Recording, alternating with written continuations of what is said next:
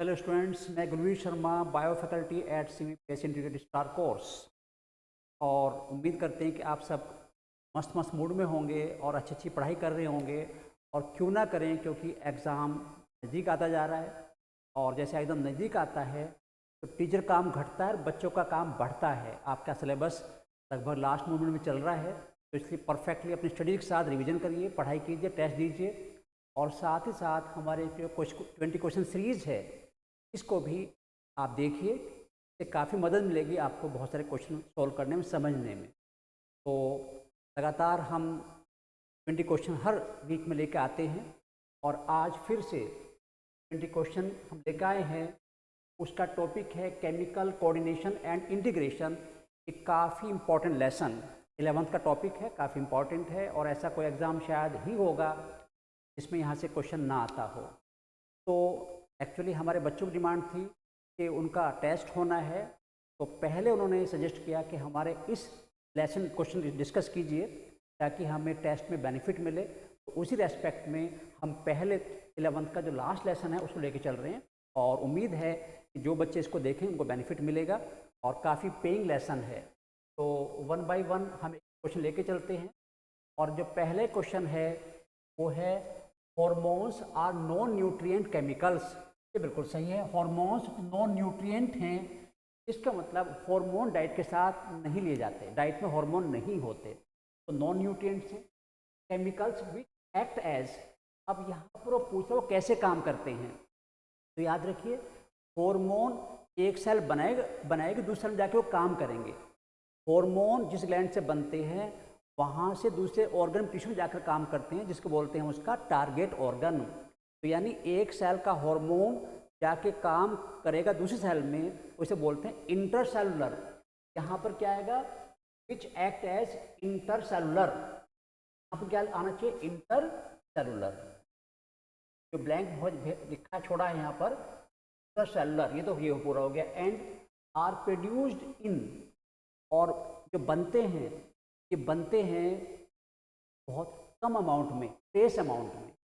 तो hormone non nutrients है, chemicals हैं, which act as intercellular mode में काम करते हैं and produce in trace amount, बनेंगे ट्रेस अमाउंट में, बहुत कम अमाउंट में बनते हैं। और इनको हम केमिकल मैसेंजर बोलते हैं। हार्मोन मीन्स टू एक्साइट, यानी यहाँ पर देखो इंटरसेलुलर, मैसेंजर और जो ट्रेस अमाउंट है वो बी ऑप्शन में है, इसलिए इस क्वेश्चन आंसर हमारा बी होता है। तो आपने जान लिया कि हार्मोन्स नॉन न्यूट्रिएंट्स हैं, हार्मोन केमिकल मैसेंजर हैं, हार्मोन एंडोक्राइन ग्लैंड बनाती है और हार्मोन ट्रेस अमाउंट बनते हैं। और एक पॉइंट और भी जान लें कि हार्मोन्स आर नॉन एंटीजेनिक, यानी hormone do not stimulate antibody formation.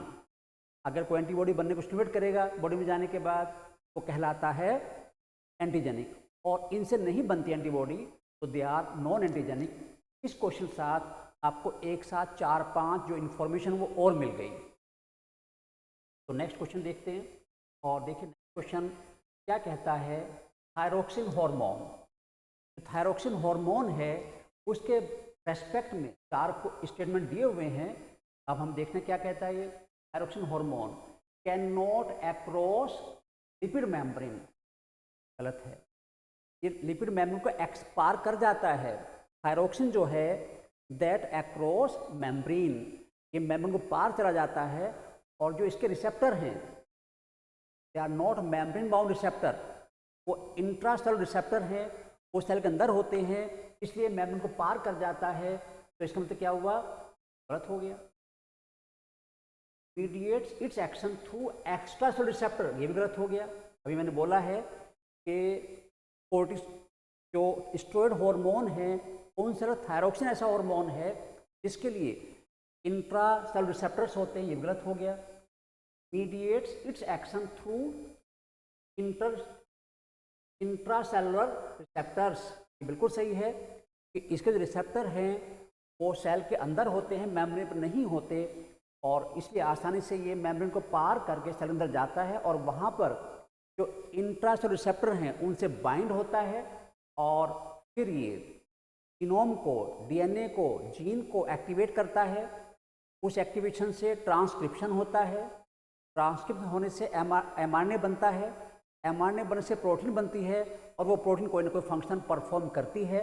तो इस तरह से थायरोक्सिन हार्मोन या स्टेरॉयड हार्मोन जिनके लिए इंट्रासेलुलर रिसेप्टर हैं वो फंक्शन परफॉर्म करते हैं। तो इनकी टारगेट साइट जो होती है सेल में वो जीनोम है, डीएनए।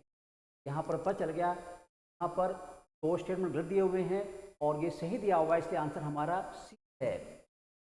बहुत अच्छी तरह क्वेश्चन समझने की कोशिश करनी चाहिए और अगर कोई इफेक्ट बट फिर भी लगता है, मैं तो बार बार कहता हूँ कि आप हमें लिख भी सकते हैं, मेल भी भेज सकते हैं, आप डायरेक्ट फ़ोन भी कर सकते हैं, व्हाट्सएप पर थ्रू हमसे कांटेक्ट कर सकते हैं, सभी ऑप्शन आपके लिए ओपन हैं।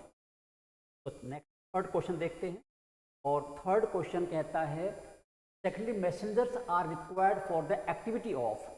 देखिए, दो तरह के हार्मोन हैं, एक वो इनके लिए मेम्ब्रेन बाउंड रिसेप्टर होते हैं। तो mostly protein hormone, peptide hormone can not across cell membrane, उसके अंदर जा ही नहीं सकते। तो फिर काम कैसे करते हैं?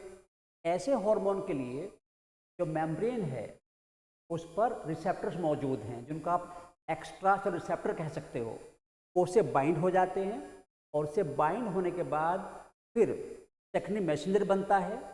और जो सेकेंडरी मैसेंजर है वो बेसिकली तीन होते हैं, साइक्लिक एएमपी, IP3 यानी इनोसिटोल ट्राइफॉस्फेट और कैल्शियम आयन, ये तीन डेवलप होंगे in response as a secondary messenger. All three are secondary messenger.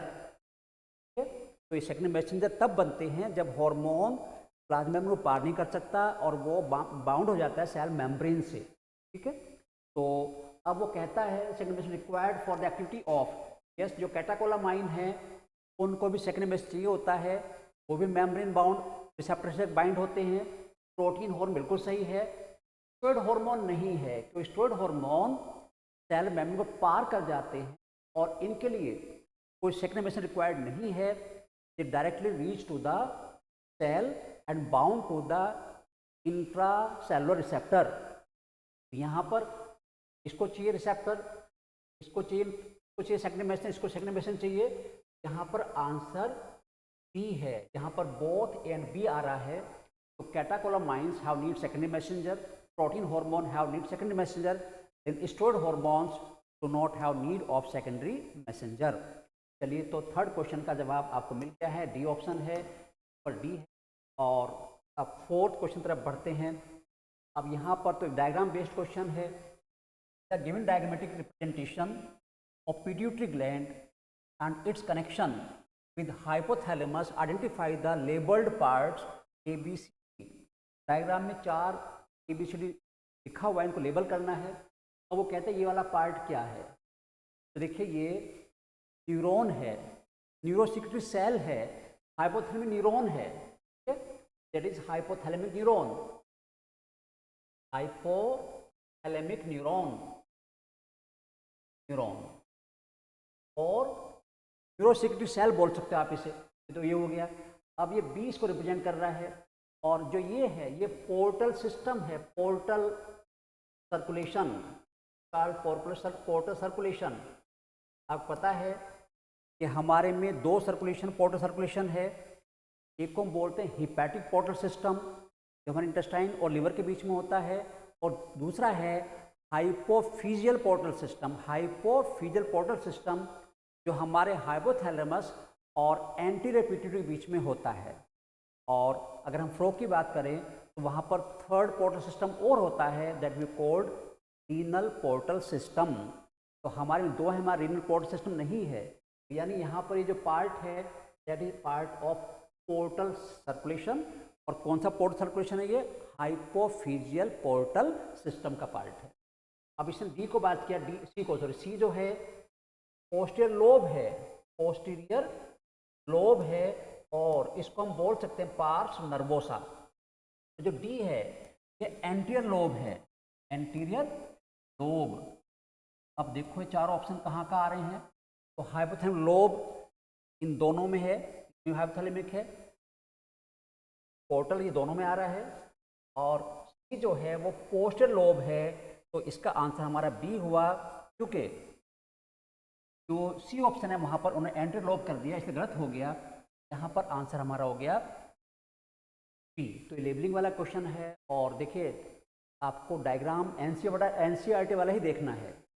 जो भी डायग्राम आपके नीट में आएगा वो एनसीईआरटी बेस्ड ही होगा, ठीक है। और उसके लिए मैं तो हमेशा कहता हूँ एनसीईआरटी की मदर बुक है, एनसीईआरटी ही नीट की जान है। एनसीईआरटी बिना नीट नहीं हो सकता।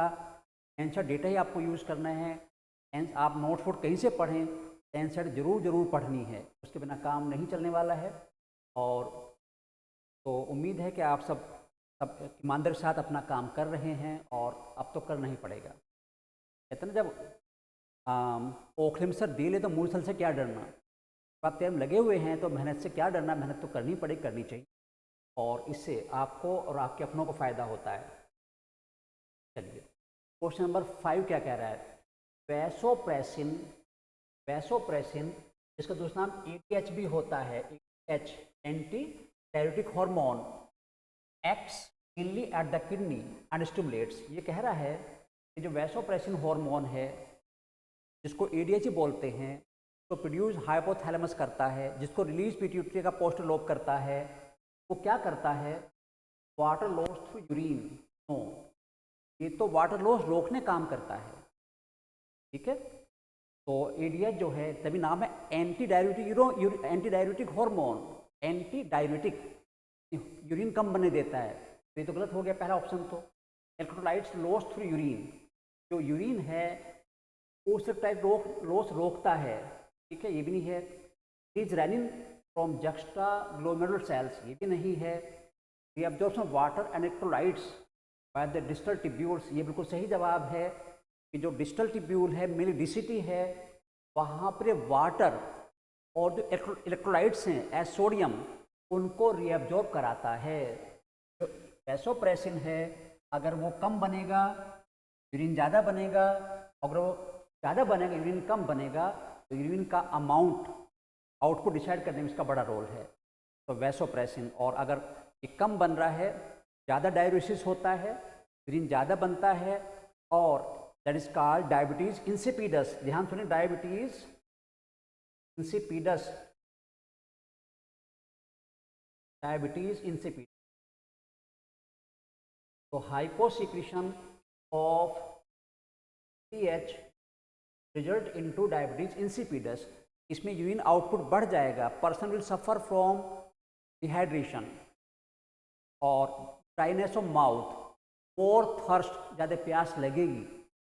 जो डायबिटीज इंसिपिडस है इसमें ब्लड का ग्लूकोज लेवल नहीं बढ़ेगा, शुगर लेवल नहीं बढ़ेगा, लेकिन यूरिन का आउटपुट बढ़ जाएगा, जिसकी वजह से उसको प्यास भी ज़्यादा लगेगी और ड्राइनेस ऑफ माउथ भी रह सकती है।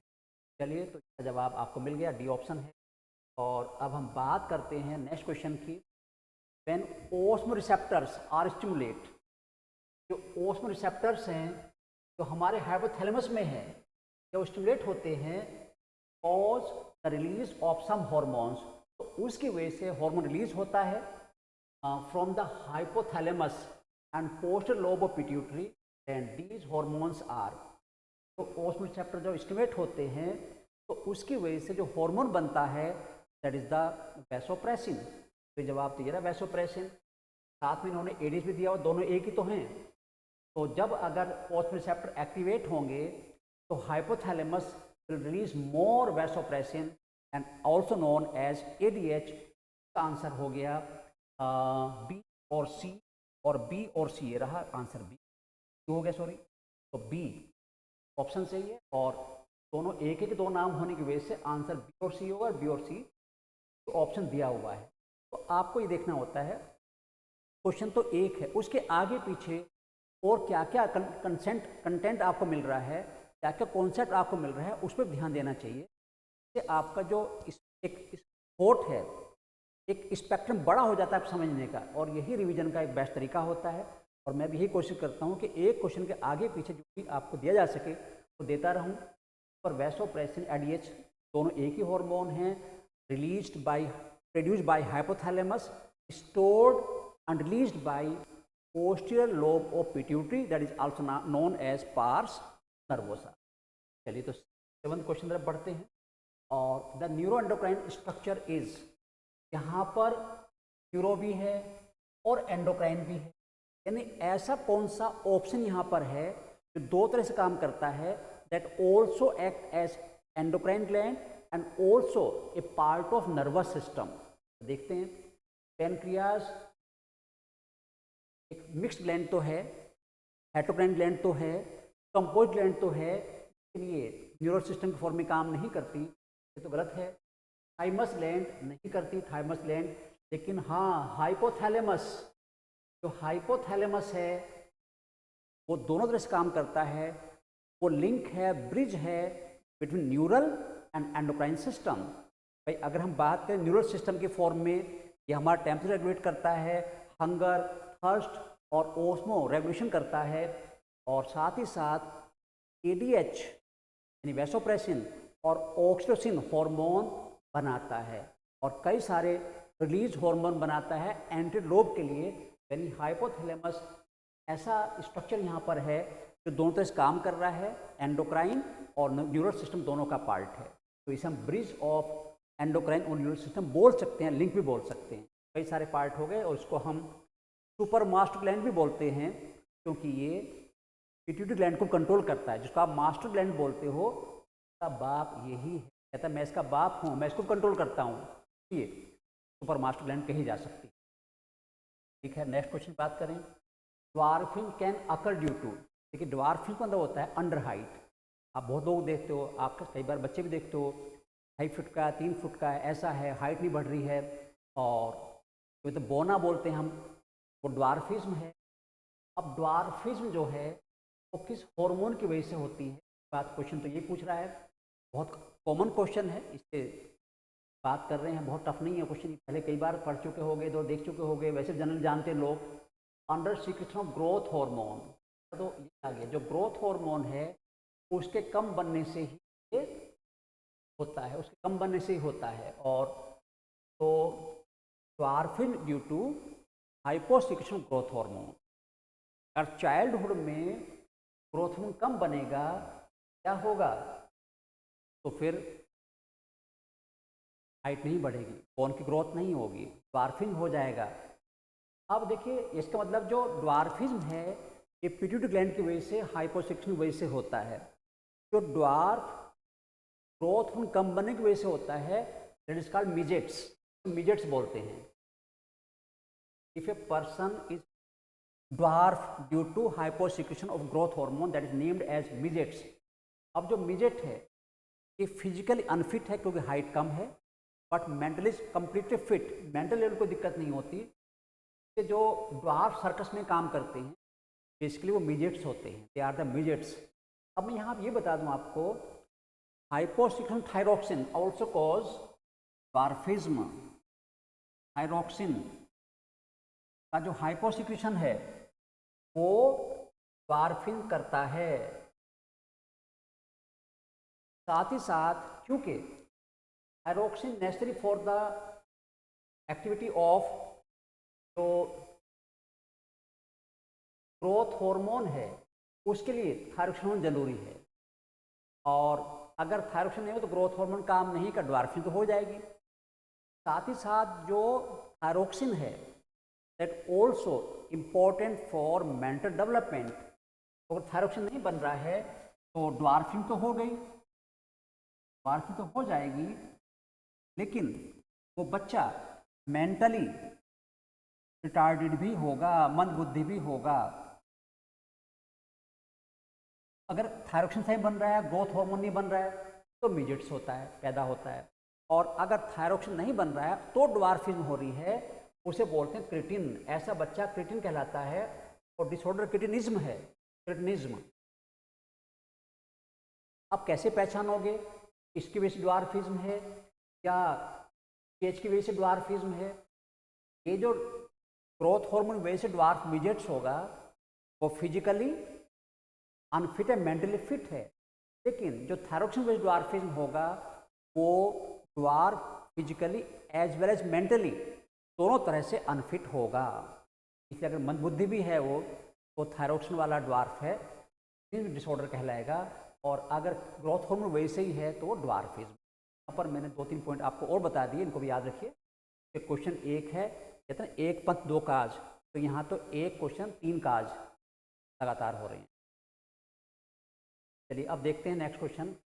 थायरोकैल्सिटोनिन ये हार्मोन है और प्रोड्यूस्ड बाय, कौन बनाएगा? Produced by parafollicular cells, parafollicular cells of thyroid gland, यानी ये हार्मोन थायरॉयड ग्लैंड का ही है, थायरॉयड ग्लैंड से बनता है। और थायरॉयड ग्लैंड को हम जानते हैं थायरोक्सिन, थायरोक्सिन नाम से जानते हैं कि थायरोक्सिन बनाती है, लेकिन उसका ये भी एक हार्मोन है और ये नॉन आयोडीन हार्मोन है, आयोडीन नहीं होती है। और ये प्रोटीन हार्मोन है, प्रोटीन, और ये ब्लड से ग्लूकोज आपकी बोन में भेजता है, ब्लड में ग्लूकोज लेवल मेंटेन करने में हेल्प करता है। लेकिन ज़्यादा बनेगा तो ब्लड का ज़्यादा ग्लूकोज बोन में चला जाएगा तो ब्लड में कैल्शियम कम हो जाएगा। कैल्शियम की बात करने के साथ ग्लूकोज बोल गया, ब्लड में ग्लूकोज नहीं, कैल्शियम की बात करनी, कैल्शियम ट्रांसपोर्ट करता है। तो थायरोकैल्सिटोनिन जो है ये ब्लड से कैल्शियम को कहाँ भेजेगा? कैल्शियम को भेज देगा ये बोन में, बोन में चला जाएगा तो बोन को तो मजबूत करेगा और ब्लड में कैल्शियम कम कर देगा। तो बेसिकली ये ब्लड में कैल्शियम कम करने वाला हार्मोन। तो अब देखिए प्रोटीन हार्मोन है, बिल्कुल ठीक बात है, ये प्रोटीन ही हार्मोन ही है। रेगुलेट्स ब्लड कैल्शियम लेवल, भी बिल्कुल सही है, कैल्शियम लेवल रेगुलेट करता है। इस ए हाइपर कैल्शियमिक हार्मोन, ये गलत हो गया, हाइपर का मतलब होता है कैल्शियम बढ़ाने वाला, ये तो ब्लड में कैल्शियम घटाने वाला है। और अगर हाइपो होता तो तीनों स्टेटमेंट सही हो जाते, इसने हाइपर कर दिया इसलिए गलत हो गया। ये सही है, ये सही, तो आंसर हमारा निकल के आया बी और ए, दोनों ऑप्शन सही हैं। तो हमें क्या समझ में आया?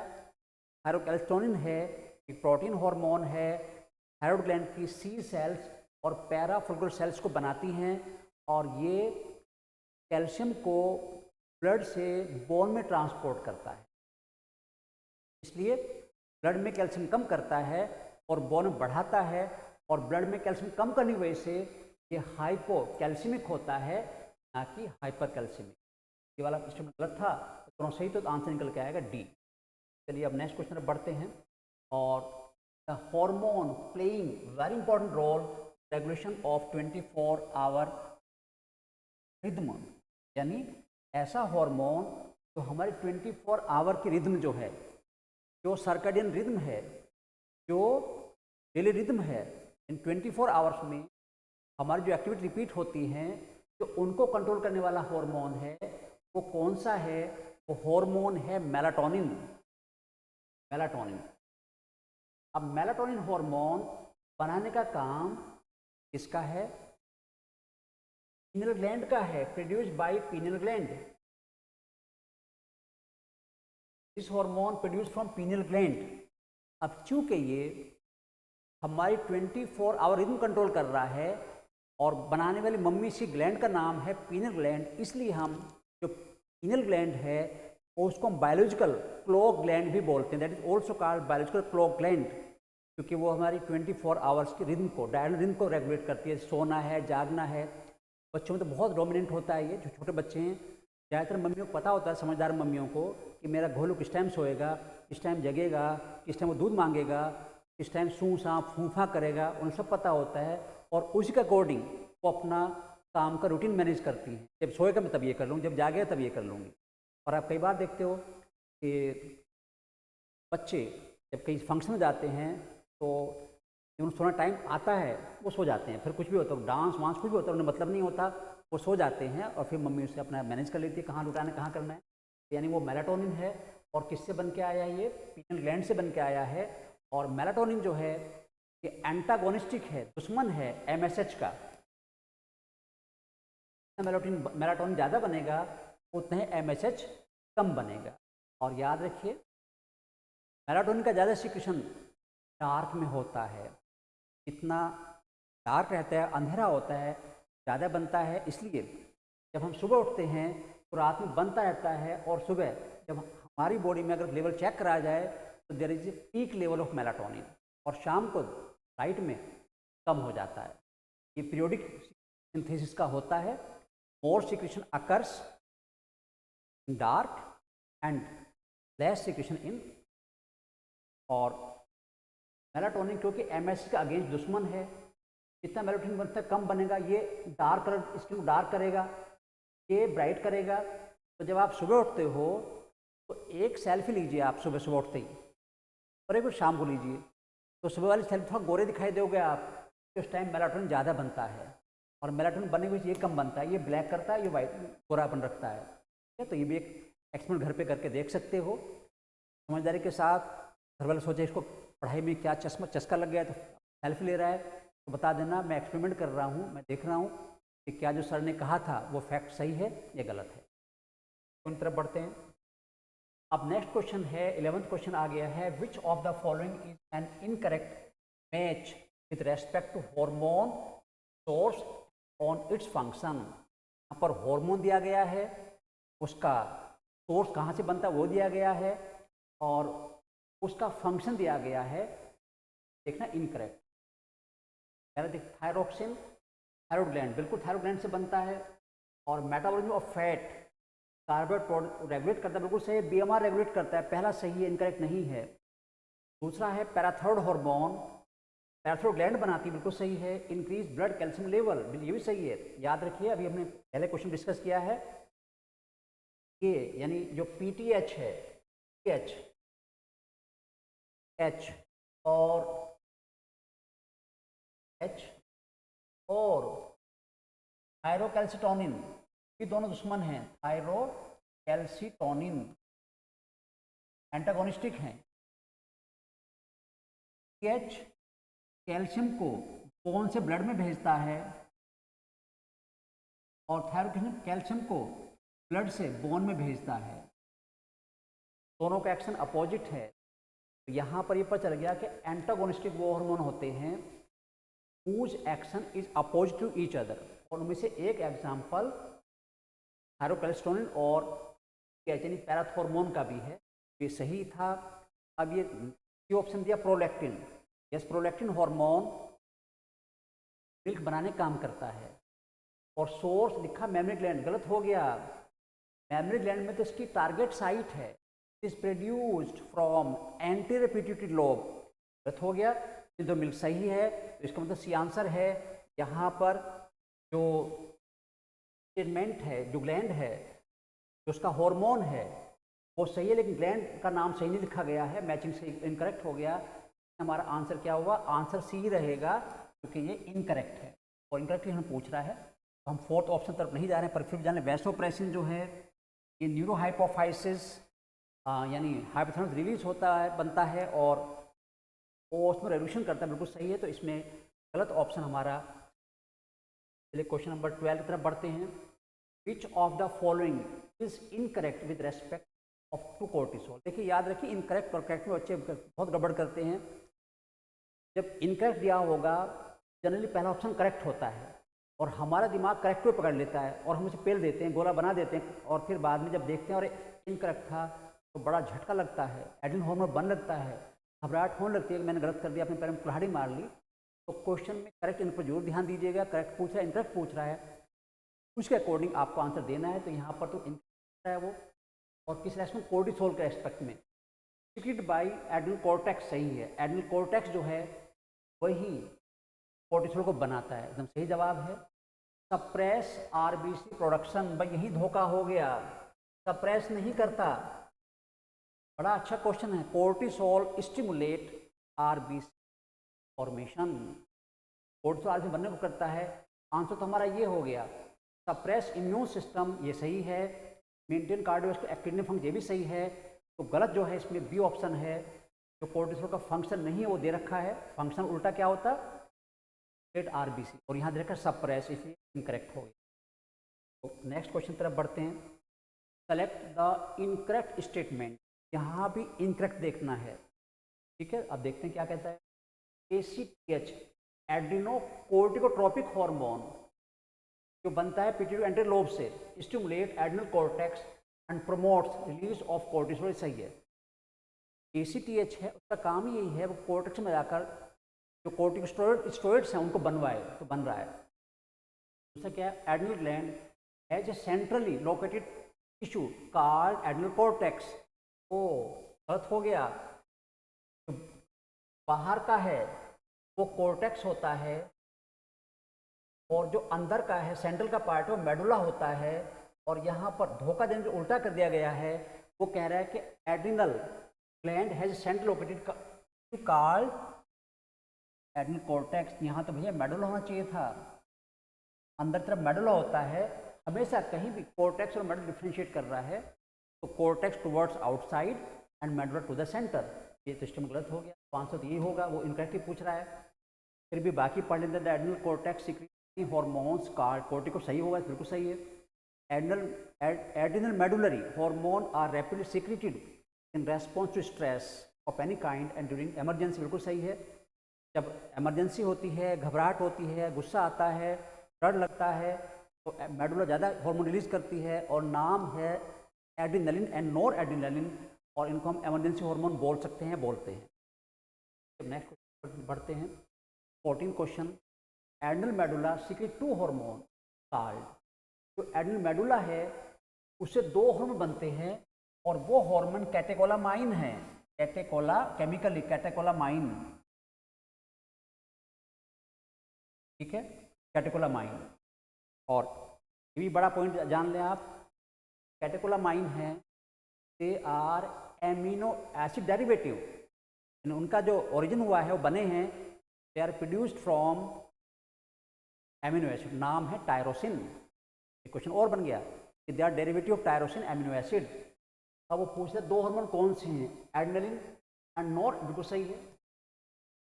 ये option epinephrine and nor epinephrine, बिल्कुल सही है कि इन दोनों का नाम यही है। एड्रेनलिन और एपिनेफ्रिन एक के 2 नाम हैं, और नॉर एड्रेनलिन नॉर एपिनेफ्रिन एक के 2 नाम है। तो आंसर बोथ एंड हो गया, तो आंसर डी है। ए 2 ऑप्शन में उनके 2 अलग नाम दिए हुए हैं, adrenaline also known epinephrine and nor adrenaline also known as nor epinephrine. तो आंसर हो गया बी, जिसमें बी, ए और बी दोनों दिए हुए हैं, आप याद रखिएगा। और अगले क्वेश्चन बढ़ो, देखो, आइलेट्स और Langerhans are present in normal human pancreas. वो पूछ रहा है कितने, एक नॉर्मल ह्यूमन के पैनक्रियास में कितने आइलेट्स और लैंगरहैंस होते हैं। ये आइलेट्स और लैंगरहैंस ये क्या है, endocrine part of pancreas, endocrine part of pancreas, endocrine part है, और जो पैनक्रियास 1 से 2% होता है। तो islets Langerhans form 1 to 2% part of pancreas, और इनका नंबर की बात करूं तो 1 to 2 मिलियन होता है, और वो आंसर ये रहा। तो आपको एक क्वेश्चन और पता चला कि जो हमारा पैनक्रियास है उसका 98 to 99% पार्ट एक्सोक्राइन है, और 1 से 2% पार्ट एंडोक्राइन है, और एंडोक्राइन पार्ट आइलेट्स और लैंगरहैंस की फॉर्म में होता है, और आइलेट्स लैंगरहैंस हैं उनका नंबर पैनक्रियास में 1 to 2 मिलियन होता है। तो आंसर हमारा पर। चलिए अब नेक्स्ट क्वेश्चन है, patient with diabetes mellitus have. देखिए, अगर इंसुलिन कम बनता है, जो बनता है beta cells of islets Langerhans से, तो क्या होता है, अगर इंसुलिन कम बन रहा है, डायबिटिक पेशेंट है, तो उससे क्या होता है, कि उससे होता है हाइपरग्लाइसीमिया। क्या होगा, हाइपरग्लाइसीमिया होगा, और इसका मतलब ये है कि ब्लड में ग्लूकोज लेवल बढ़ जाएगा। क्या बिल्कुल सही है, क्या तो डायबिटीज हो, शुगर बढ़ गई भाई, नॉर्मल जो ग्लूकोज है वो 80 to 140 mg पर 100 ml होता है, लेकिन अगर बढ़ जाए 140 से काफ़ी ज़्यादा हो जाए तो वो डायबिटीज़ का सिम्टम, डायबिटीज़ का इंडिकेशन है, और वो डायबिटीज़ मेलाइटस हो सकती है, होती है। तो उसमें ग्लूकोज बढ़ जाएगा, बिल्कुल loss of glucose through urine. Yes, अगर ग्लूकोज का लेवल मोर देन 180 हो गया ब्लड में, 180 mg मोर देन हो गया, more than, 180 mg per 100 ml. So glucose will also release with urine. And cold glucosuria, जब यूरिन में ग्लूकोज प्रेजेंट होता है तो उस कंडीशन बोलते हैं ग्लूकोसूरिया, और वो इंडिकेशन है डायबिटीज मेलाइटस का। सही है, ये भी सही है। Formation of harmful ketone bodies, yes, diabetic patient में हार्मफुल कीटोन बॉडीज बनती हैं बाय फैट मेटाबॉलिज्म, और जब कीटोन बॉडी प्रेजेंट होती हैं यूरिन में, दैट इज कॉल्ड कीटोनूरिया। तो presence glucose glucosuria, present ketone ketonuria, and both indicate to the diabetes mellitus. यहाँ पर तीनों कंडीशन सही हैं। ऑप्शन हमारा हुआ, यानी आंसर हमारा हो गया डी आंसर। तीनों स्टेटमेंट सही हैं, आंसर डी। अब नेक्स्ट क्वेश्चन देखते हैं। रीड द फॉलोइंग स्टेटमेंट्स, हम स्टूडेंट पढ़ने हैं। Pituitary and hypothalamic hormones are peptide hormone, बिल्कुल सही है। जो पिट्यूटरी का हार्मोन है और हाइपोथैलेमिक हार्मोन, हाइपोथैलेमस का हार्मोन है, वो पेप्टाइड हैं। Cortisol is involved in maintaining the cardiovascular as well as kidney function, भी सही है, क्योंकि 2 स्टेटमेंट सही हो गए। Catecholamines stimulate the breakdown lipids and proteins, ये भी सही है। तो लिपिड और प्रोटीन ब्रेकडाउन को स्टिमुलेट करते हैं और ग्लूकोज लेवल बढ़ाते हैं। ये ऑप्शन है। Patient with both diabetes mellitus and diabetes insipidus how glucosuria and polyuria, गलत हो गया। जो अभी मैंने बात की थी कुछ पहले क्वेश्चन, दूसरे क्वेश्चन में जो इंसिपिडस है उसमें ग्लूकोसूरिया नहीं होता। हाँ, मेलाइटस में ग्लूकोसूरिया होता है, ग्लूकोज प्रेजेंट होता है यूरिन में, लेकिन अगर इंसिपिडस है तो वहाँ पर यूरिन में ग्लूकोज प्रेजेंट नहीं होगा, ब्लड में ग्लूकोज लेवल नहीं बढ़ेगा, इसलिए ये ऑप्शन हमारा गलत हो गया। और 3 सही हैं। तो अब देखते हैं ऑप्शन क्या कहता है, ए और बी, ए और सी, ए और डी, और ओनली डी इज इनकरेक्ट, केवल डी इनकरेक्ट है, बाकी ए बी सी करेक्ट है। यहाँ पर आंसर निकला डी आया, डी एक ही ऑप्शन हमारा इनकरेक्ट है, तो ओनली डी इज इनकरेक्ट। तो अच्छे क्वेश्चन थे, अच्छे स्टेटमेंट थे, और ऐसे क्वेश्चन स्टेटमेंट बन के बहुत सारे आते हैं जिसमें हमें लगता है काफ़ी क्लोज उनका वो रहता है डिफरेंस, और हम कई बार उस तक नहीं पहुंच पाते जो पूछना चाहता है। मैंने कई बार अभी जो टेस्ट बच्चों हमने लिए हैं उसमें कई बार मिलियंस बिलियंस बदलाव कर दिया, जहाँ मिलियंस था वो बिलियन कर दिया, बिलियन था मिलियंस कर दिया, और बच्चों को ध्यान नहीं गया और कई बच्चों ने गलत कर दिया। ऐसे पॉइंट पर जहाँ पर मार्जिनल डिफरेंस है तो ध्यान देंगे तो क्वेश्चन इनकरेक्ट नहीं। और अब the outer most layer of adrenal cortex, actually जो कॉर्टेक्स है एडनल ग्लैंड का, उसमें हमारे 3 जोन होते हैं। सबसे बाहर का है जोना ग्लोमेरुलोसा, ये आउटर मोस्ट है, ग्लोमेरुलोसा आउटर है, और ये बनाता है बच्चों मिनरलोकॉर्टिकॉइड। क्या बनाएगा? मिनरलोकॉर्टिकॉइड, एल्डोस्टेरोन है, mineralocorticoids. Outer most zone glomerulus हो गया। मिडिल जोन जो है वो है जोना फैसिकुलेटा, फैसिकुलेटा, और ये मिडिल जोन है, मिड जोन है, मिडिल, और ये बनाता है ग्लूकोकोर्टिकोइड्स, ग्लूकोकोर्टिकोइड्स। और इनर मोस्ट जोन है zona reticularis, zona reticularis inner most है, इनर जोन है, इनर लेयर है, और ये बनाता है सेक्स कोर्टिकोइड्स, कोर्टिकोइड्स। और जहाँ पे कोर्टिकोइड लग गया वो स्टेरॉइड है, ये सभी हार्मोन स्टेरॉइड हैं, यानी hormones of adrenal cortex are steroid. तो हमने उसने एक पूछा, हम तीनों बता दिया कि सबसे बाहर का कौन सा है, बीच का कौन सा है, मोस्ट कौन है, और उनसे बनने वाले हार्मोन कौन से हैं। तो मिनरल कोर्टिकोइड का main hormone sex, mineral corticoid main hormone aldosterone है, और ग्लूकोकोर्टिकोइड का मेन हार्मोन कोर्टिसोल है, और जोना रेटिकुलस से बनने वाले सेक्स कोर्टिकोइड्स एंड्रोजन्स हैं। याद रखिए, क्वेश्चन मैचिंग में कहीं किस तरह से आ सकता है। और 19th क्वेश्चन क्या कह रहा है? After ovulation the ruptured follicle, जब ओवुलेशन हो जाता है, जो टूटा हुआ ग्रेफिन फॉलिकल है कन्वर्ट इनटू, किस में कन्वर्ट होता है, तो कन्वर्ट होता है कॉर्पस लूटियम में, जो टेम्पररी स्ट्रक्चर है और एंडोक्राइन ग्लैंड की फॉर्म में काम करती है, प्रोजेस्टेरोन हार्मोन बनाती है। तो मैं जवाब दे चुका आपको, convert into corpus luteum, B में भी और सी में भी है, अब हम दोनों नहीं करेंगे, corpus luteum and secrete A hormone called progesterone. तो ये तो बी में ऑप्शन है, बी आंसर है। यहाँ पर ये भी सही है, ये भी सही है। तो जो रप्चर्ड ग्रेफिन फॉलिकल होगा वो ट्रांसफॉर्म हो जाएगा कॉर्पस लूटियम में, जो एक ओवरी की टेम्पोररी एंडोक्राइन स्ट्रक्चर है और इससे बनने वाला हार्मोन प्रोजेस्टेरोन है। पर आंसर हुआ। और कॉर्पस लूटियम जो है वो फाइनली कन्वर्ट हो जाता है एल्बिकेंस में, और जो एल्बिकेंस है ये एक वेस्ट पार्ट है, कोई फंक्शन परफॉर्म नहीं करता, और with in a month it degenerate, खत्म हो जाता है। तो पहले ग्रेफिन फॉलिकल बना, उससे कॉर्पस लूटियम बना, और उससे फिर कॉर्पस एल्बिकेंस बना। और अब लास्ट क्वेश्चन आगे, और लास्ट क्वेश्चन क्या कहता है, सिलेक्ट द इनकरेक्ट स्टेटमेंट। यहाँ भी हमें इनकरेक्ट देखना है।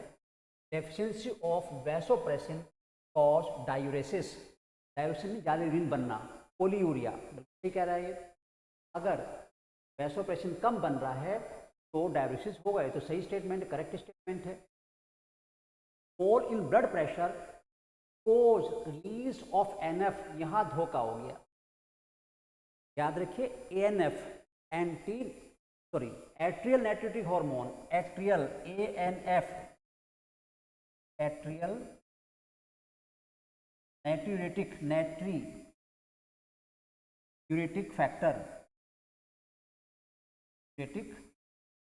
फैक्टर, और ये बनता है हार्ट की एट्रियम की वॉल से, एट्रिया की वॉल से बनता है। और ये तब बनता है जब रेनिन ज़्यादा बन रहा है। ये रेनिन एंजियोटेंसिन काउंटर करता है, और जब रेनिन ज़्यादा बनता है तो क्या होता है, ब्लड प्रेशर बढ़ चुका होता है और तब रिलीज होता है। तो इसने लिखा फॉल इन ब्लड प्रेशर, जब ब्लड प्रेशर कम होता है तब ये बनता है, ये उल्टा है, गलत हो गया। जब ब्लड प्रेशर बढ़ा होता है तब एएनएफ बनता है, कि हार्ट खुद एएनएफ बनाकर ब्लड प्रेशर को कम करने की कोशिश करता है। तो एएनएफ एक ब्लड प्रेशर लोवरिंग एजेंट है, यानी हार्ट नेचुरल ब्लड प्रेशर कम करने की कोशिश करता है, रेनिन ब्लड प्रेशर बढ़ाता है, तो रेनिन का दुश्मन एएनएफ है। तो इसलिए जब हम डिस्कस करें क्वेश्चन एक्टिविटी सिस्टम के, तो वहाँ शायद एक ऐसा क्वेश्चन आ जाए। फिलहाल याद रखिए, जो एएनएफ है तब बनता है जब क्या हो रहा है, जब ब्लड प्रेशर बढ़ा हुआ है, वो यहाँ कम कर रहा है, इसलिए आंसर तो ये आ गया हमारा बी। तो आंसर बी, और बाकी ऑप्शन वैसे ही पढ़ रहा हूँ, आंसर तो आ गया। Fall in glomerular blood flow, blood pressure cause release of renin, यही है। Catecholamines bind with membrane bound receptor and works to secondary medicine, बिल्कुल सही है, सेकेंडरी मेडिसिन के साथ काम करते हैं। कुल मिला के गलत केवल बी है। देखिए ऐसे करते करते ही हमारे 20 क्वेश्चन हो, जब शुरुआत करते हैं लगता है 20 क्वेश्चन करने, और जब एक एक करते चलते हैं तो फिर हम पीछे छोड़ते चलते हैं और मंजिल तरफ बढ़ते चलते हैं। ऐसे जब आप पढ़ना शुरू करते हो लगता है कितना सिलेबस है, कैसे होगा, लेकिन जब आप पढ़ना शुरू कर देते हो तो आज लेसन 1 हुआ, फिर 2 हुए, फिर 3 हुए, और फाइनली आप सारा सिलेबस कवर कर लेते हो। शुरुआत में थोड़ा डर जरूर लगता है, लेकिन स्टडी सही है और आप में पूरा कॉन्फिडेंस है और आप फुल स्विंग के साथ, मूड के साथ काम करेंगे, मंजिल दूर नहीं होती। तो अपने आप को समझदार बनाइए, पॉजिटिव रखिए, पॉजिटिव एफर्ट्स कीजिए, केवल सोचते रहने सिलेक्शन नहीं होगा। तो आज क्लास यहीं तक, और 20 क्वेश्चन पूरे हो गए। नेक्स्ट वीक फिर नेक्स्ट 20 क्वेश्चन साथ मिलेंगे। Thanks for watching this video and see you in next class. Once again